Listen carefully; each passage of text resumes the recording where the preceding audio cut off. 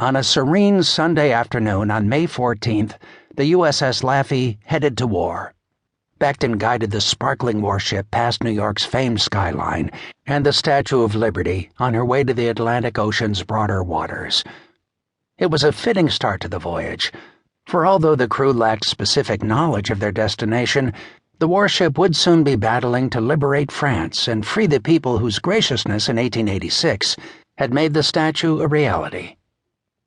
The crew responded crisply, partly because of their training, but also because they sensed the significance of the moment.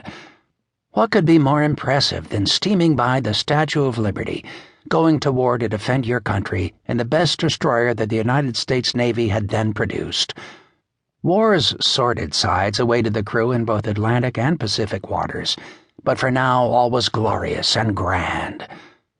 Accompanied by 3 other ships from Destroyer Division 119, Meredith would join and complete the unit in 4 days, and 2 other destroyers, Laffey took her station in a screen escorting convoy TCU-24B, a collection of ships carrying ammunition, gasoline, and oil.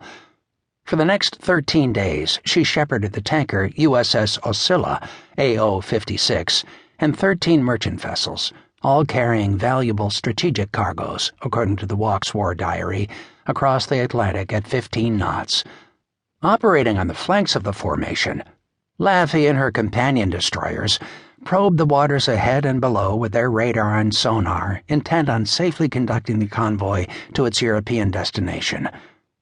"I didn't realize we would be going over so soon," said Seaman Second Class Robert C. Johnson, whose duties standing watch happily interrupted the chipping and painting that occupied most of his day. "I joined the ship in April, and in May we were on our way to Europe. Boy, we're going to see some action soon, I thought." He never expected it to occur this quickly, though. We felt very comfortable with him. "Well, I'm really going places now," wrote Seaman Fern to his mother on May 15th. He assumed that with the war in Europe heating up, it would not be long before he saw some action. "When I get back this time, I'll most likely be wearing 1 or 2 more ribbons."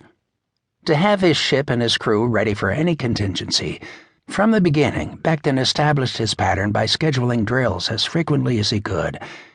In addition to fire, collision, and damage control drills, Becton conducted gunnery exercises on 4 of the first 6 days at sea.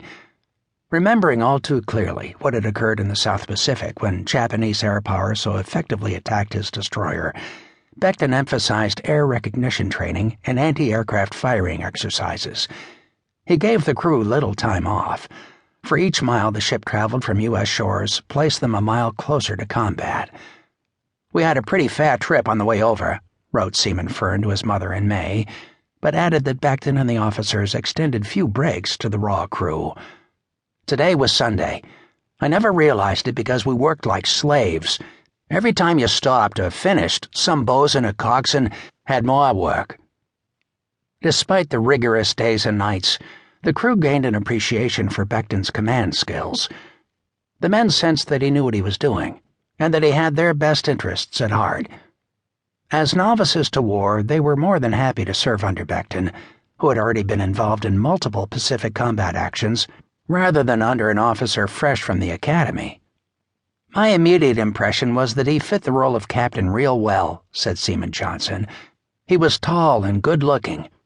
I had heard good things about him and was impressed. He was very knowledgeable about naval matters and was doing a great job. He had experience in the Pacific, so we felt very comfortable with him. And as time went on, I felt real confident with him." More than once, Youngquist observed Becton dealing with other officers. Rather than micromanage every detail, Becton described what he wanted done and then trusted the man to accomplish it.